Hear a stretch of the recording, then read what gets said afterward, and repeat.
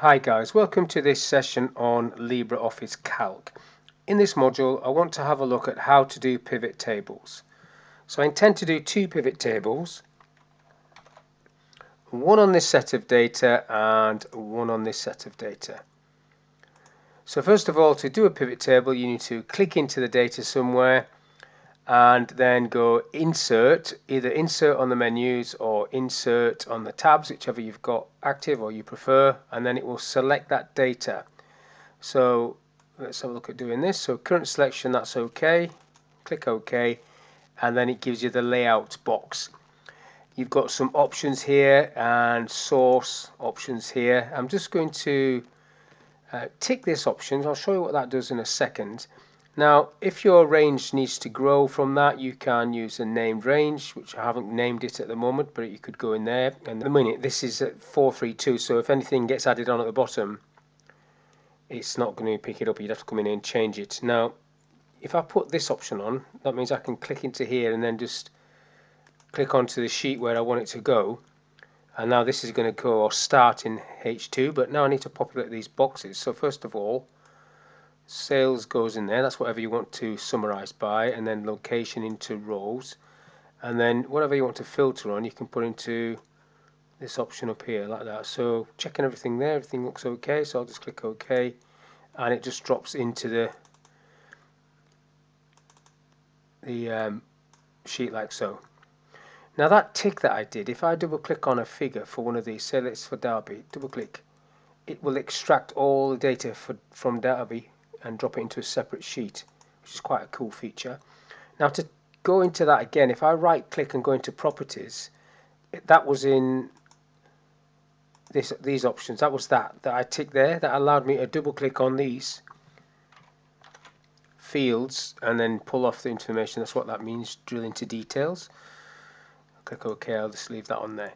So at the moment we've got some data. If I want to look at this by a filter, I can just take the filter off and let's say look at the first quarter sales. That's the first quarter sales. If I want to look at a particular person, take the filter off, tick the person, OK. So that is Ann Pearson's first quarter sales coming off this list. So that's what a pivot table is basically. It's just a means of manipulating large data sets into a nice and simple table. Now if you want to put a graph on that, you can go to the Insert tab and select Chart and go through the options of creating this chart. So a column chart would be okay for this. Location and chart elements, you can fill that in if you want. I'm just going to leave that blank for now and go Finish. And then you can just basically move this chart to where you want it to be. And what you'll see now is if I change that filter back to All and then OK, the graph will respond to that. Now I don't need some of this data there. I don't need the legend.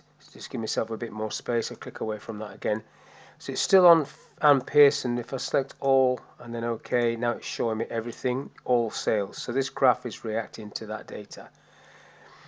Now if I wanted to use a named range for a pivot table, so if I do undo, let's get rid of all this. Keep doing undo until it disappears. There we go.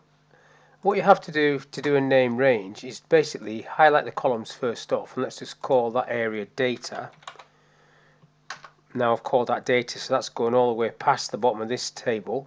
Anything getting added on at the bottom will be picked up, and then I just go through the process again, insert pivot table, and named range now comes up when data is there, click OK. Same thing happens, drag the fields in, salesperson and quarter to filter, and location to fields, and if you want into options, tick that. Okay. Now I didn't select a sheet, so it's dropped it onto a separate sheet, which is the default option, and you can see there's like empty at the bottom, which is all the blank rows at the bottom of the source data. So you just have to go down into the filter options there and take that off if you don't want to look at that, and then you're looking at this stuff that's got data in. So that's the first example. Now the second example, I'm not going to use a name range. I'm just going to create a pivot table that's going to look at courses and count of courses and the amount of money each course made. So I'm in the list. So I'll go to the Insert tab, pivot table, current selection this time. Okay, and if I go into source this time, I want this to be on this sheet, so I'll just click onto the sheet behind if it lets me. If not, I'll have to click on this little tool and then it should let me. Okay, let's get in there eventually. Now I want to do this slightly different, so I do want to go course into rows and course into data, so that'll say count of courses. I want that to say, it says sum of course at the minute, so if I double click on it I can change that to count. Okay, and then I want cost to go in there, and again if I double click on that you can see that you can change these, and then you can change the display value to be whatever you want it to be as well. So at the moment that's okay, I'll leave it on normal. And then I want to put location in filters, and then let's have a look at that. Okay, so there you go. Now if I double click on these figures, nothing's happening because I didn't tick that option. So if I want to get into there, I need to just right click and get into properties and then into options and then tick enable. Okay to that, and then that should allow me to double click and drop it into a separate sheet, which it does. Now one of the things you have to bear in mind with the pivot table is that the data might not be live. So if I change this data there, this pivot table hasn't immediately picked that up. So again, if you've got to right click and refresh the data and then it picks it up. So every time you use a pivot table you should really